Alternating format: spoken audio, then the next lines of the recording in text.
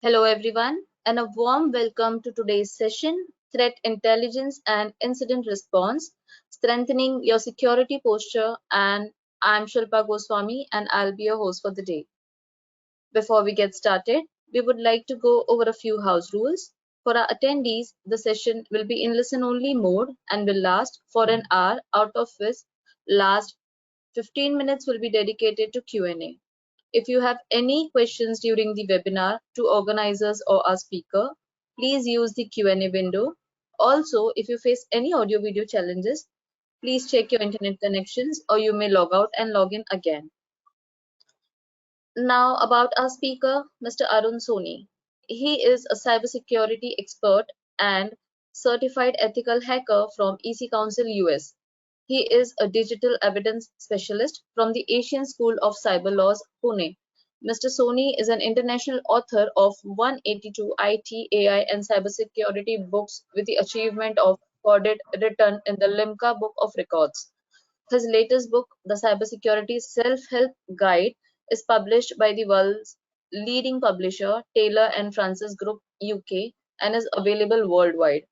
His book has been exhibited at DEF CON, which is the world's largest hacker convention held annually in Las Vegas, Nevada, to make it IT professional aware of cybersecurity for consecutively 2 years.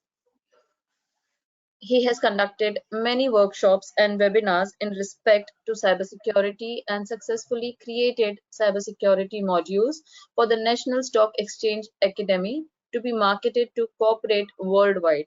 He has been an expert commentator on several nationwide TV channels and FM radio.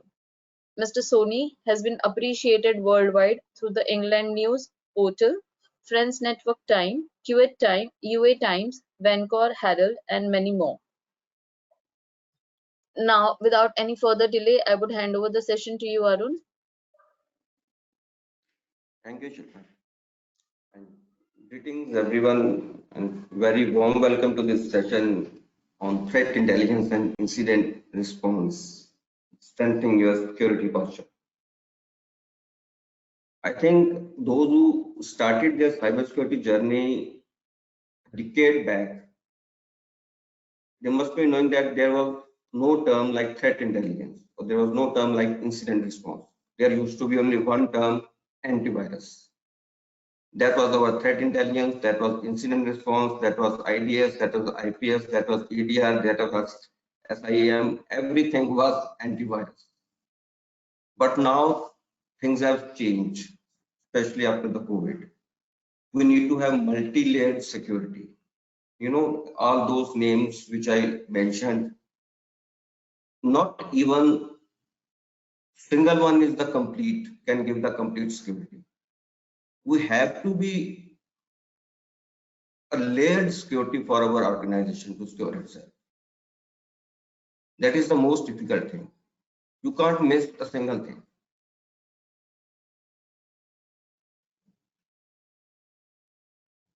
This is just a little about myself.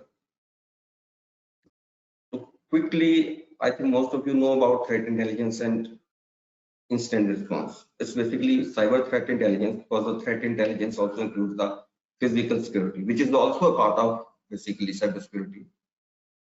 Threat intelligence is knowing about the threats to prevent attacks, and incident response is acting fast when an attack happens to fix the issue. Let's take an example, and now let us set the relation between these two. Let's suppose that TIA is husband and IR is wife. And suppose threat intelligence, TIA is husband constantly bringing home news about the outside world. In that case, IR is the dynamic wife who takes action, turning those insights into practical plans. Imagine TI comes home shouting, I heard there's a storm coming. And IR, without missing a beat, starts boarding up the windows, gathering supplies, and ensuring everything is secure. So now a household cannot survive without these two. They need to function together, and they are distinct but complementary specialized branches within cybersecurity. Unless and until they fight with each other, uh, everything is all right. And we need both of these to have a good cybersecurity posture in our organization. So now, if we elaborate, threat intelligence involves collecting, analyzing, and disseminating information about threats, helping organizations understand and anticipate threats, cyber threats. And incident response, on the other hand, is the process of detecting, responding, and recovering from security incidents or breaches. So it's the first line of defense. We have mainly four types of threat intelligence: strategic, tactical, operational, technical. I have created this slide with examples so that I don't have to speak much.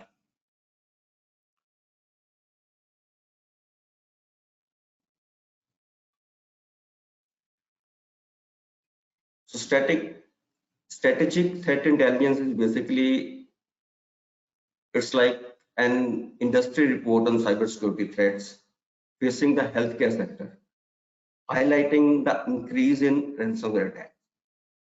Or the example I have given, that European Union impact global cybersecurity postures, the regulations in European Union impact. So all these are collectively going to make a complete threat intelligence. I will again show you two more images in the same context.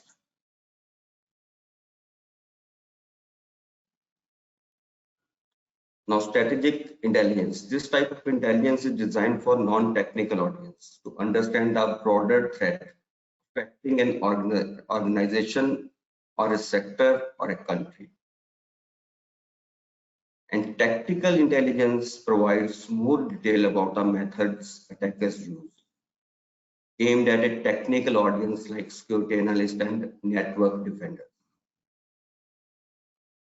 Technical intelligence, you can see that it focuses on specifics of threats, such as the actual malware code or exploit mechanism. For example, information about a new ransomware variant signature, which allows security teams to update intrusion ideas to identify and block the ransomware. And operational intelligence provides detailed information on goals and behavior.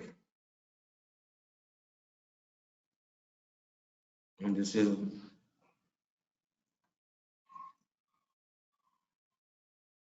you can see that this strategic is gathered from public or open sources. It is the high level information that help understand the broader cyber threat landscape. And tactical is basically tactics, techniques, and procedures of threat actors. It is not same as IOC, which is, we say that indicator of compromise. There is difference. I will show you in the next slide.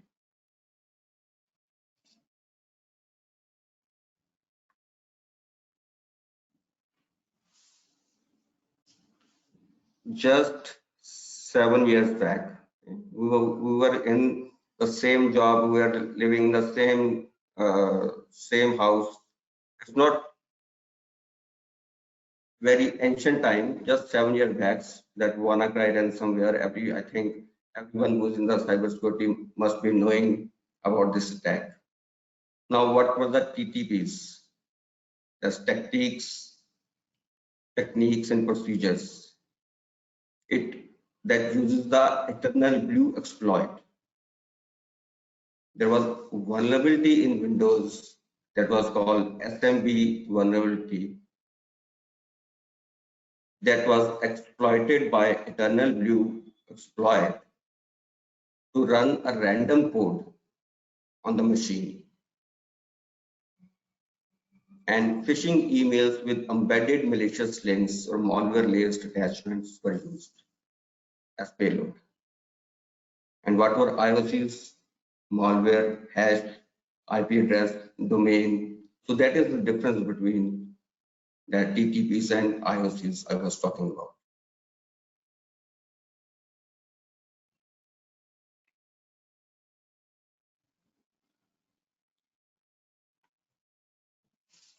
So in the previous slide,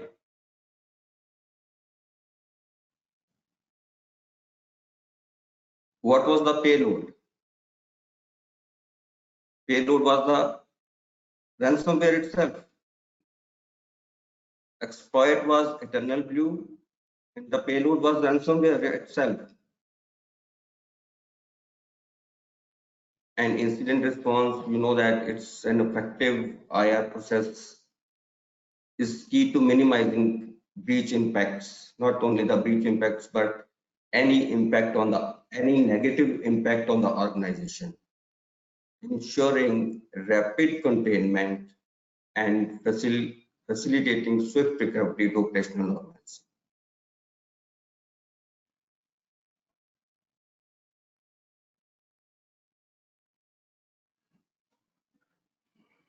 So,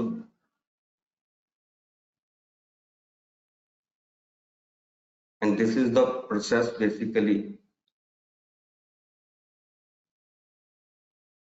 preparation, detection analysis, containment, eradication and recovery, and it's a loop basically. Again detection, again containment if something is left, and after that post incident activity. Let us consider an example of incident response to a ransomware attack. So first is detection. So an EDR or endpoint detection system alerts a IT team to unauthorized encryption activity on a network workstation. Then comes the analysis. The incident response team identifies the activity as ransomware attack and determines the variant based on the known signature. Third is the containment. Immediately the team isolate the infected machine from the network or isolate the network segment to prevent the spread of the ransomware. Then comes the eradication. The malware is removed from the infected machine using specialized tools. All of you know that it's very difficult. It's just theoretically we are saying that ransomware, the malware was removed from the infected machine using a specialized tool. Once a ransomware comes, it's very difficult to remove it.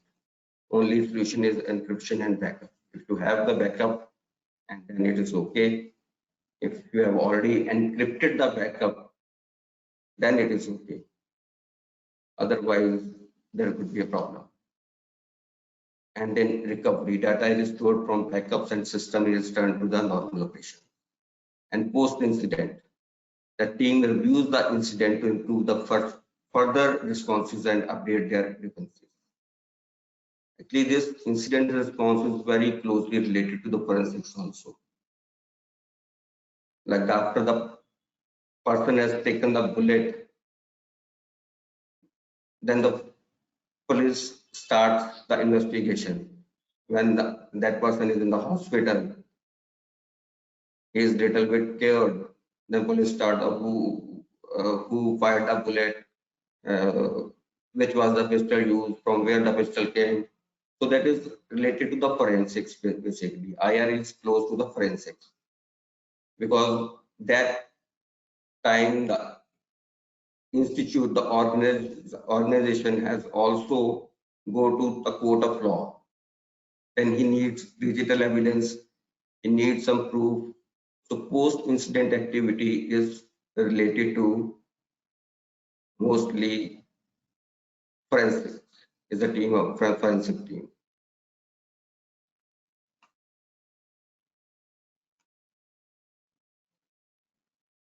So now comes the integrating the threat intelligence and the incident response.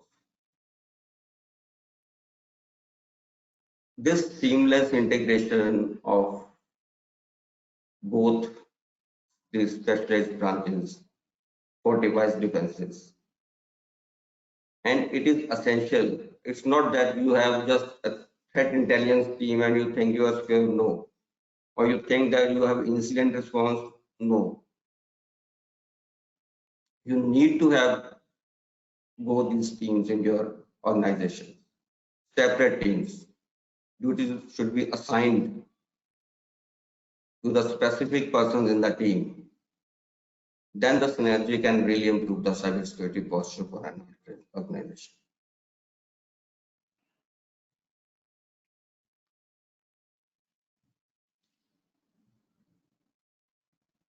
So first advantage of this intertwining of TI and IR is the strategy development, strategic planning, utilizing TI to inform IR strategy. If we can have direct TI feeds and we can supply those feeds to the team of which handles the IR, they can tailor an incident response plan immediately. So the damaging threats can be identified through threat intelligence. You know, there are commercial companies which provide these threat intelligence indicators to companies, organizations to sell it. Like this is the latest malware which has come into the market. It is affecting the financial organizations. This is its hash, some methods, the TTPs, what are the TTPs, how this is delivered. So all these are regularly posted to the organizations who have subscribed to these services. So having a threat intelligence team is just not sufficient. You also need to subscribe to such information. If threat intelligence team is just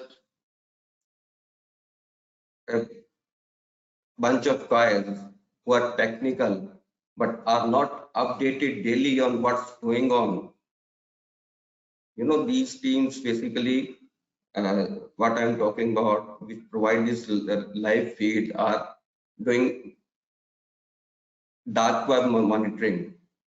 From there, they are getting what malicious, which malware has come, which is the latest malware, which is the latest thing which has come to in the market. So they supply that feed, they supply that IP address or domain to the organization, those who have subscribed to their services. And then that I inform the IR to make a strategy. So you can see that how important it is to intertwine the TI and IR.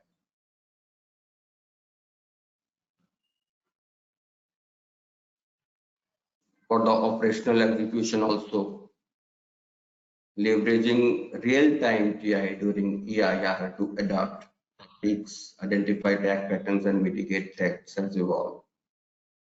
So let us suppose that some new malware has come, and that threat intelligence team that it comes to know about that.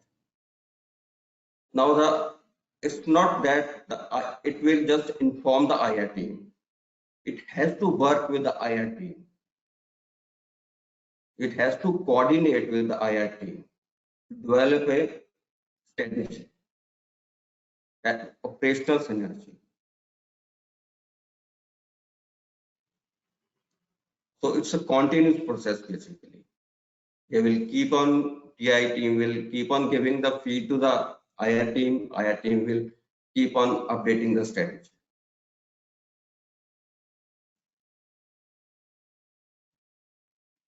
So if we see a real life example, you can read it.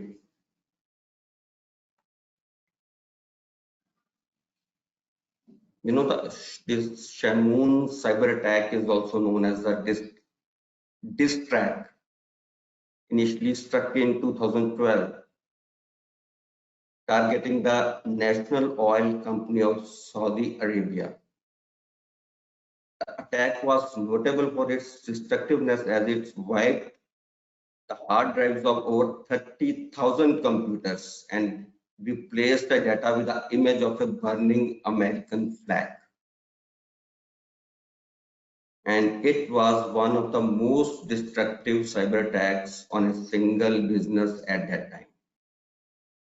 And again, that Shamoon appeared in 2018, then 2021. After 21, there is no news, but there is an advisory to all organizations all over the world that you be careful, it is not dead.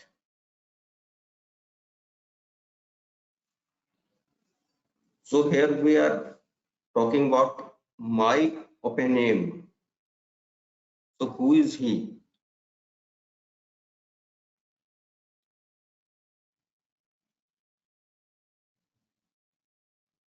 So IBM X-Force Iris. This is the incident response and intelligence service.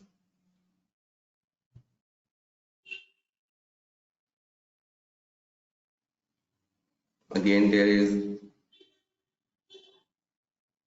this real life example.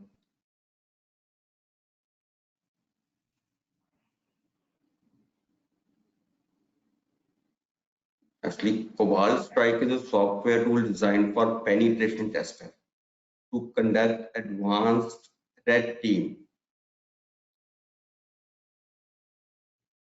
But the same tool was used by these people, some people, for the malicious purpose. This tool has capabilities for network recon exploitation and post-exploitation tasks in simulated advanced persistent threat APT campaigns. And the tool includes functionalities for maintaining persistent access to compromised systems and can be used to move laterally within a network. But it was unfortunately misused.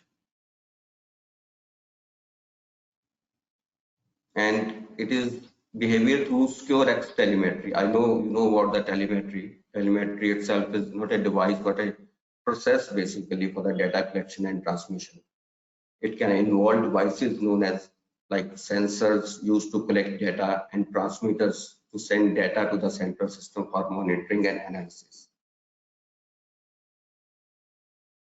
So these two real life examples can even they guide us how important is the coordination of TI and IR.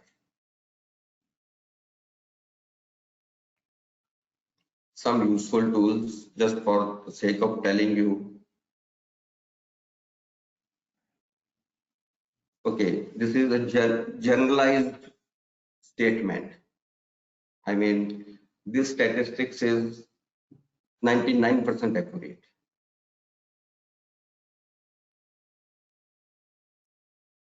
If you run a phishing simulation exercise in your organization, you will find 75% to 85% employees falling for it.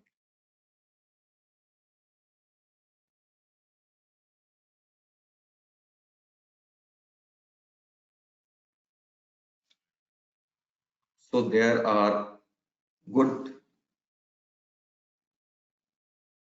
threat intelligence tools for phishing simulation.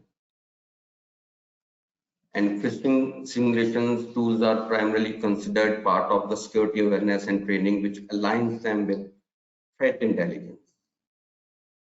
They are proactive measures used to educate employees about phishing threats and test their knowledge and test their ability to recognize and respond to this malicious emails.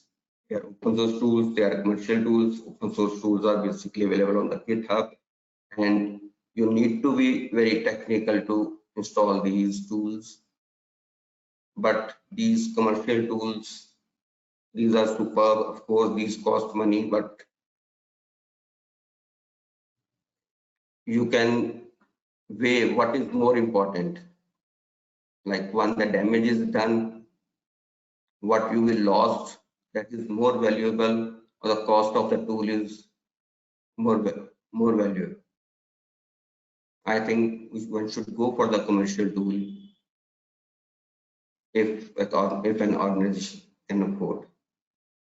The 24/7 support is there, easy to install. Most of these provide a dashboard. I like personally know before. You know, this is a screenshot of know before. You can see there are many free tools, and these are very effective free tools. Phishing security test. You can run a phishing security test for your organization. All these tests are available free of cost.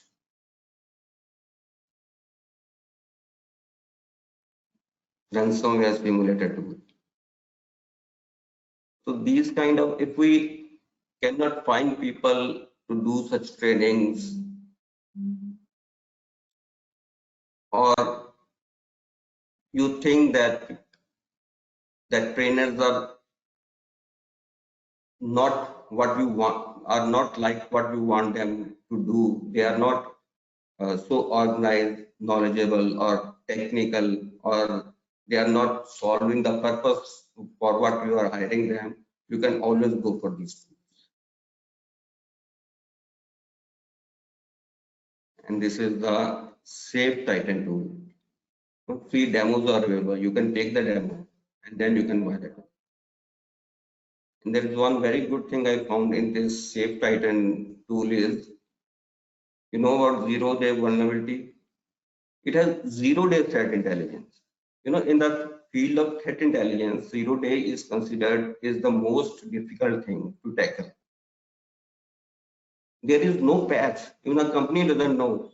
When there is no patch, it means their threat intelligence, the tool which is saying that it has zero-day threat intelligence, it is definitely AI driven, behavior based, heuristic based, and one should go for it.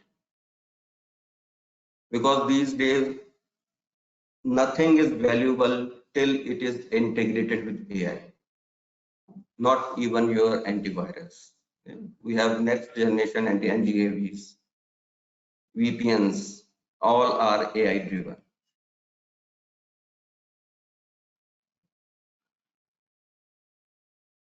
Some IR tools,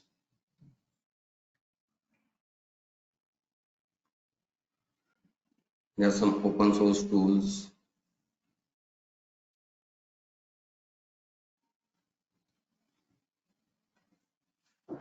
Waza is very popular. Autopsy is very popular. Commercial tool is there.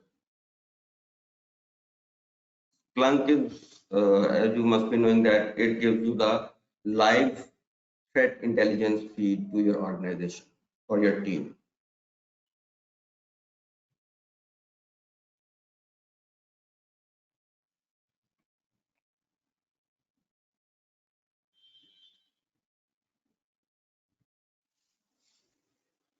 Okay, now when we were talking about AI and ML, and when we integrate with it, this threat intelligence and incident response, we can have many advantages.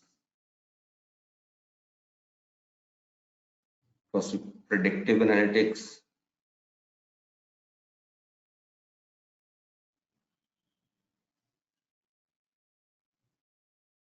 automated processes,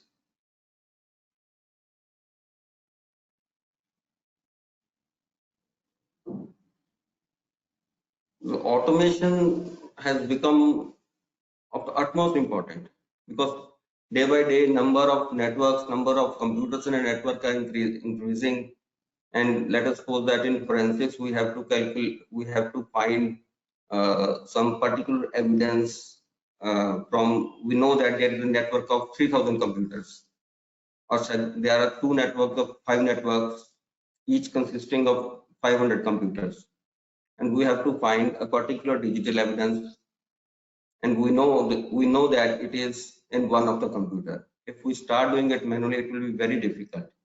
So if the AI is integrated, there are tools that which will very fast automated in the automatic process, they will find that evidence from the network of 3,000 computers.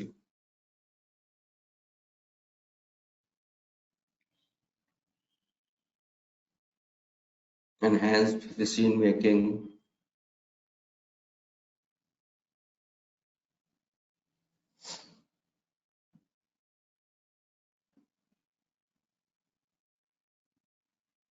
and continuous learning. Now, continuous improvement is very necessary. As you know that machine learning is, it works on the historical data. If it is trained on historical data, then it will be definitely it will be able to identify the threat before it comes to your organization. And if a new threat comes, it becomes a part of the database, and the machine learns from it. And it has behavioral capacity, heuristic capacity. It can innovate the data, it can innovate the process.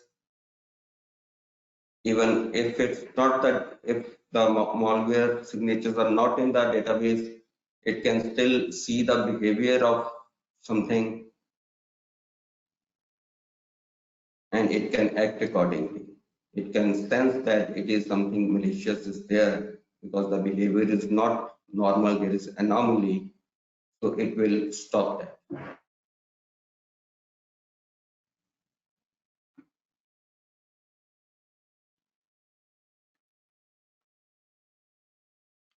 So in conclusion, you can read it, that the both is integrating threat intelligence with incident response tools fortifies an organization's cybersecurity posture.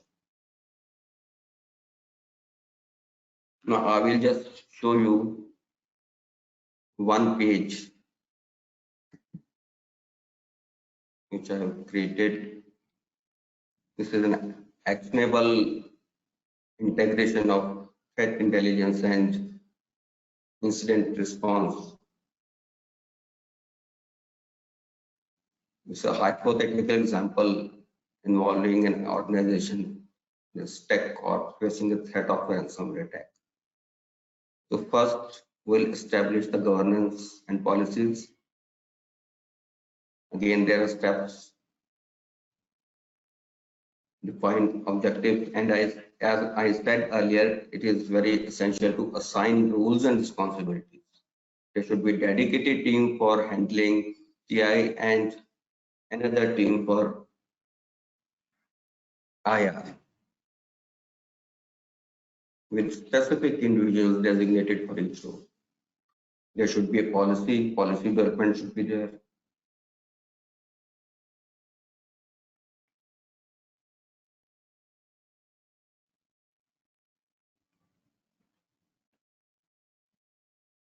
First, we have defined the roles, defined the policy, then comes the threat intelligence collection and analysis. We need to identify the data source, we need to analyze it, then there comes the dissemination. Detailed report, it should go to the all stakeholders. A report on ransomware signatures, TTPs, IOCs, mitigation strategies should be shared with the IR team, because the threat intelligence itself basically does not act on itself.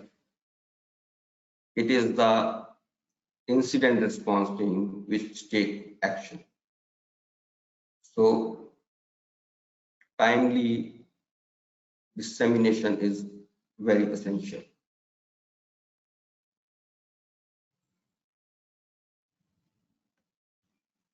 third is integration of TI into IR process.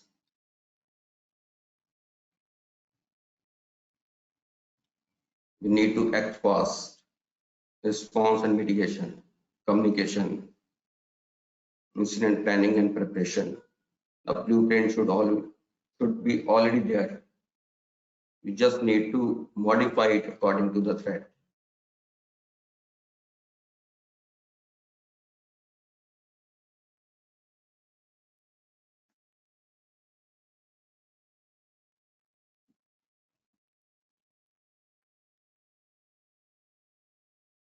Then comes the continuous improvement and adaptation.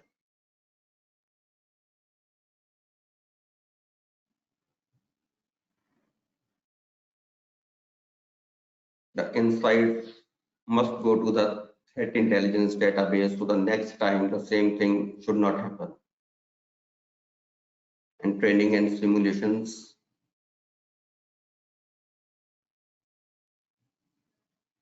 This simulation exercise or tabletop exercises, they should be run very frequently.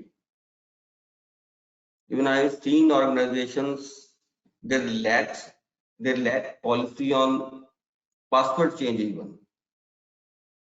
If they change the password, they will just change the last digit and they will make it, okay, this is a password change. And they have no policy when it should be changed, should it be changed or not, should they go the passwordless, should they use the security keys? No, there is no policy at all. It's a time to use the security keys basically for the MFA. No SMS, no code, nothing.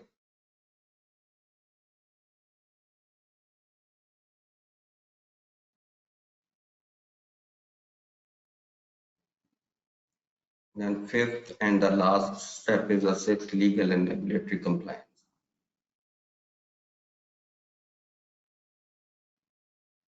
Key metrics include the time taken to detect the ransomware, the effectiveness of response, and the downtime cost. This measurement is also very important. And the reporting, the proper reporting should be there. And legal and regulatory compliance is always there.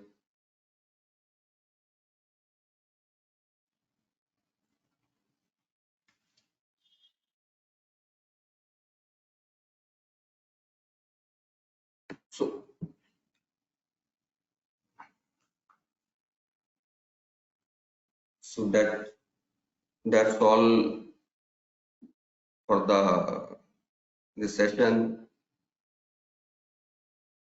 Question answers are most welcome.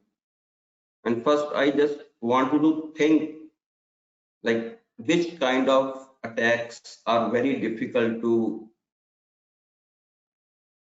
in fact, very difficult to detect by this cyber threat intelligence.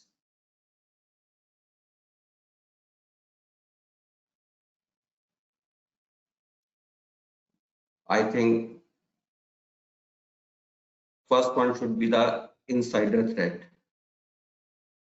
because it doesn't give you any indication.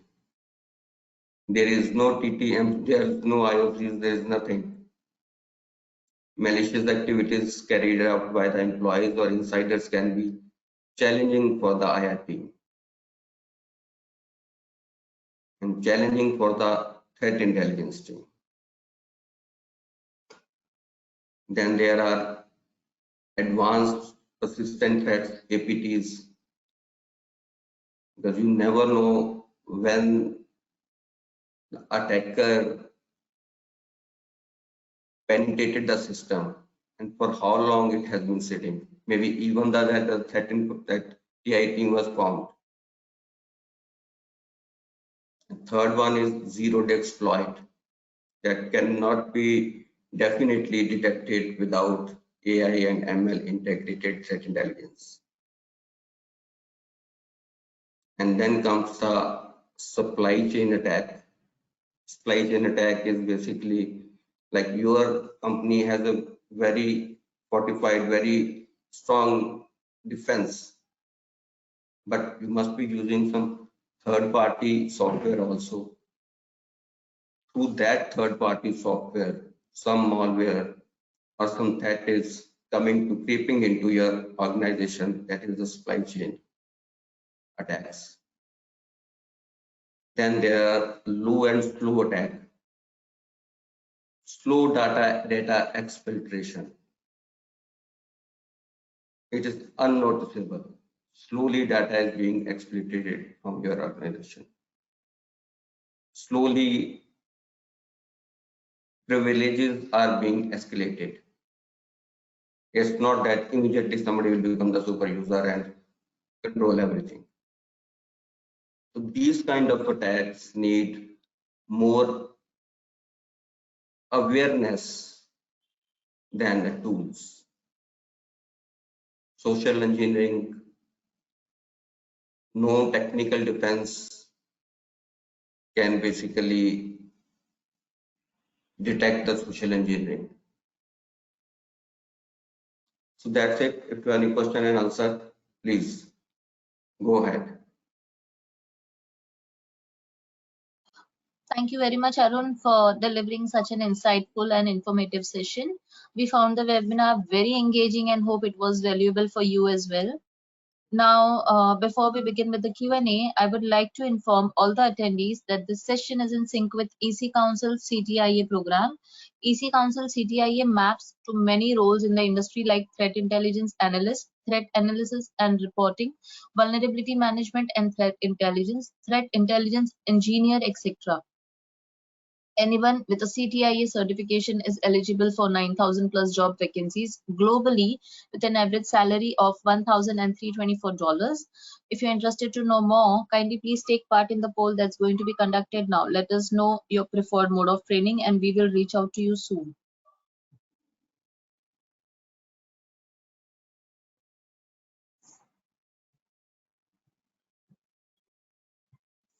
So, uh, Arun, shall we start with the Q&A, please? Yeah, sure. Okay. So our first question is there significant difference between quality of TI feeds among service providers, including free to subscribe TI feeds? Okay, I will answer this with a question. Will you install a free antivirus in your mobile phone or your laptop? I don't think so. So there is difference between free that feed, TI feed or the paid one. I think we should go for the paid one. Free is free. Nothing is free in fact. The paid one is always better. Not the free VPN, not the free antivirus, not the free tool. Nothing is free and nothing free is good.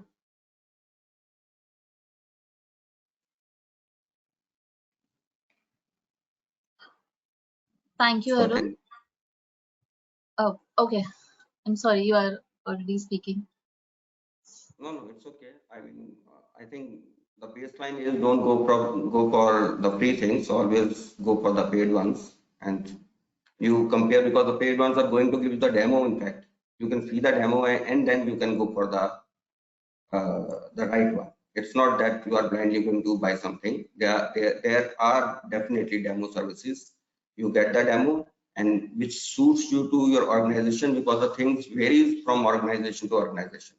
So what suits you, you buy that. That's it. Thank you, Arun. Our second question to you is, how can threat intelligence be verified from the various organizations that have done the intelligence?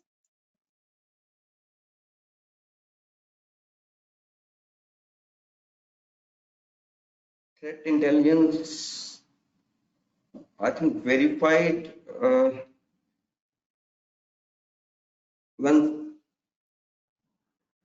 you can verify it if you are it depends on person to person. Like if you are always in doubt, you can compare it with some other organizations' feed, maybe the free feeds which are available. And I think 99.9% these feeds are okay. They are search team, they are so big companies, one wrong feed and the whole reputation of the company will go to drains. So these feeds are verified, but still in doubt. Like I am having two network connections. Just in case this is an important webinar. If one stops working, I will immediately shift to the second. So you can similarly verify that feed. You can subscribe to two feeds, from two companies, or one feed which is coming from one company. You can verify it on the net. If definitely you will find something there on the net which is available there, or you yourself do the network dark web monitoring to have that facility. You can find it from there also, because they also find it from there only. That is the first source. From there they find that TI feed.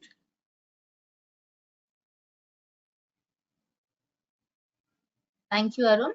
Our next question is, what are the necessary things one should do to make a career in cyber forensics?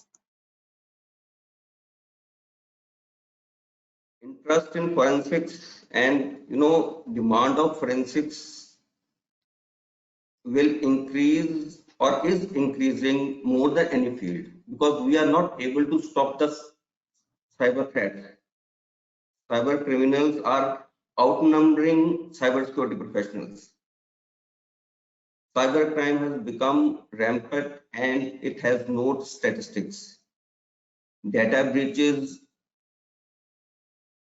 I mean, there's so many data breaches, and I don't think more than 2% or 3% are basically they are notified that there is a data breach in their organization. It's some third party who is doing the dark web monitoring.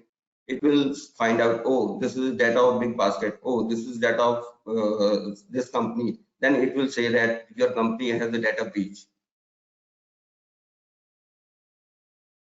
So this forensics is definitely going to play,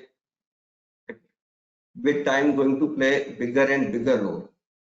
Because if you want to bring someone to court of law, again you need forensics. You need to collect the digital evidence, maybe from the servers, maybe from the smartwatch, maybe even from a pacemaker. If you are having a pacemaker, there is evidence that digital evidence is there. So this forensics is going to be the biggest field in the coming future. That is my personal point of view. And it's not like that you should know the coding and this and that. There are tools, there are methods. You need to basically practice on that, and you can do that. The EC Council is providing CHFI is there, excellent courses are there. So I think they are the best courses. You can go for that global certification from the EC Council, and it's done.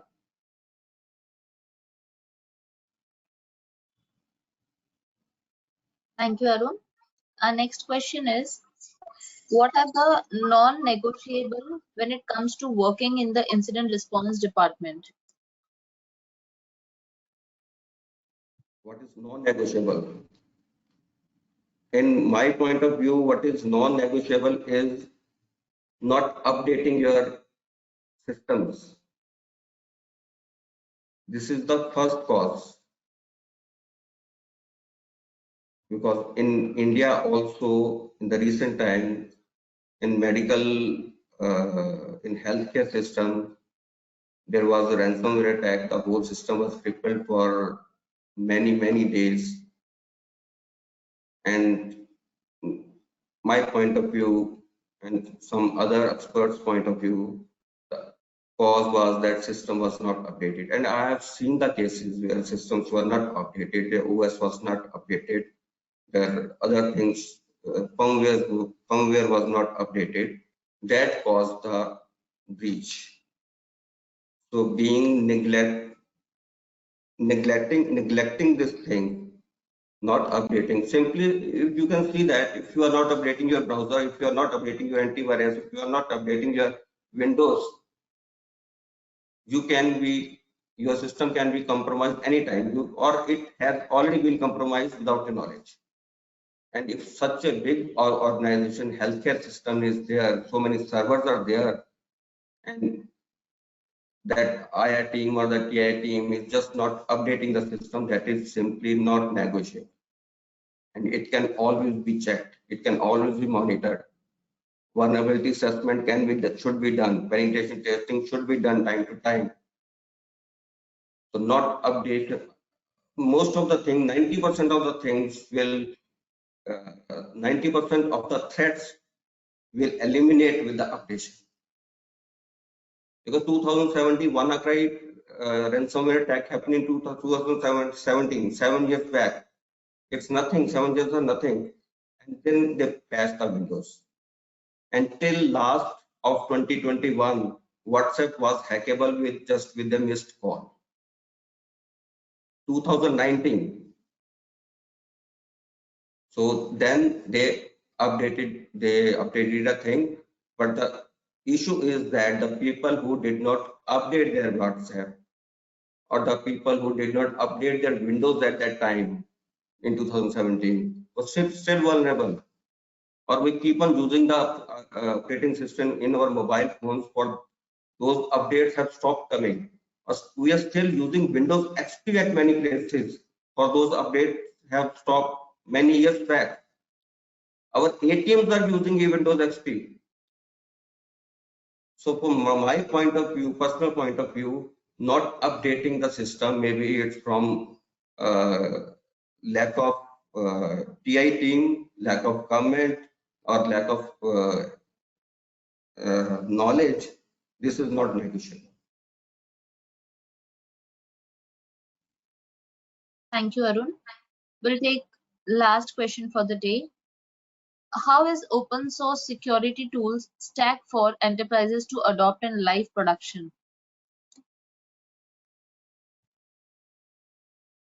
Again, if you ask my point of view, those are really difficult to handle.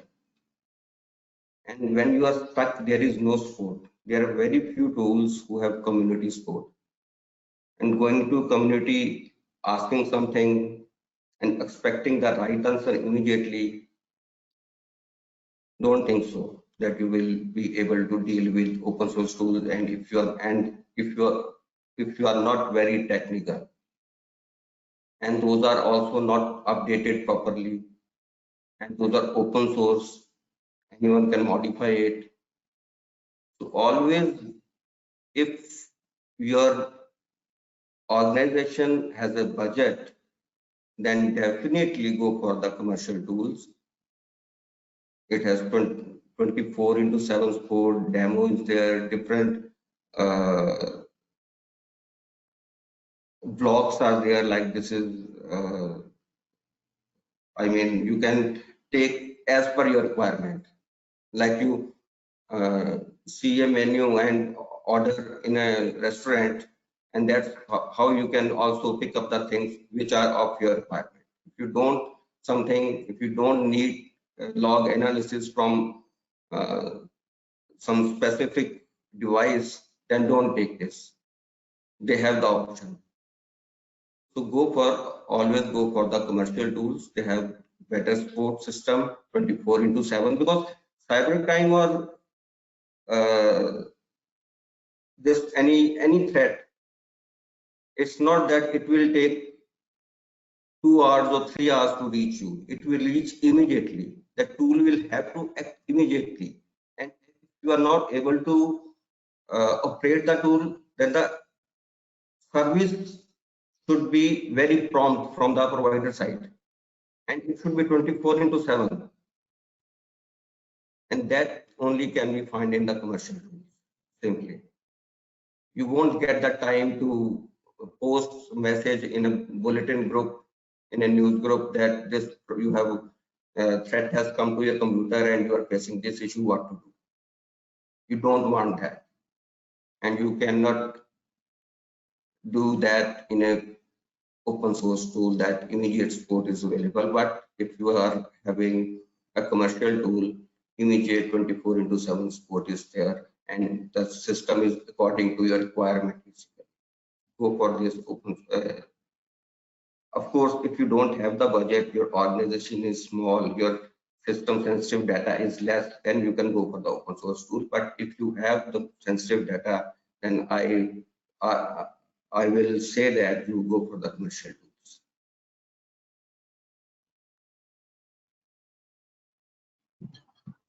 Thank you again to our wonderful speaker, Arun, for answering those questions and for the great presentation and knowledge shared with our global audiences.